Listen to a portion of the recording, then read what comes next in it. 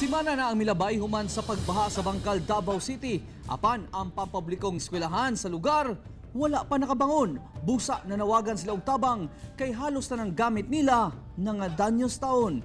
Ani ang report. Gawa sa mga kabalayan nga naigo sa tubig baha sa milabayng simana sa Bangkal, Davao City. Ang pampublikong eskwelahan sa lugar nga Leon Garcia Elementary School sa San Juan Village wala usab kalingkawas.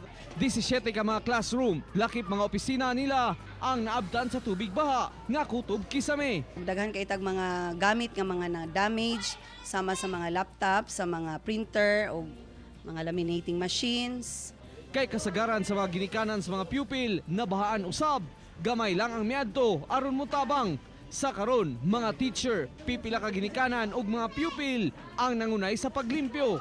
Maluoy man po mi sa mga maestra good nga sila ra ang nagtrabaho. O ba mga maestra nang hilak na o ba naapa si Ma'am Kuan diri na slide.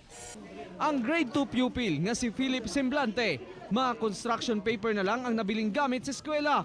Ang mga libro ug uban pang learning materials na nga basa gayod ug napuno sa lapok. Kaning uban books ninyo basa na.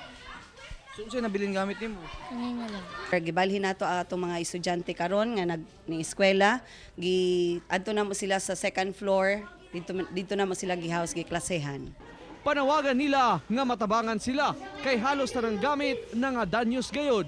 Kinahanglan nila karon mao mga gamit sa mga teacher sa klase ug school supplies sa mga bata. Kauban si Melchor Awing sa kamera. Ako, si Real Suroche para sa One Mindanao.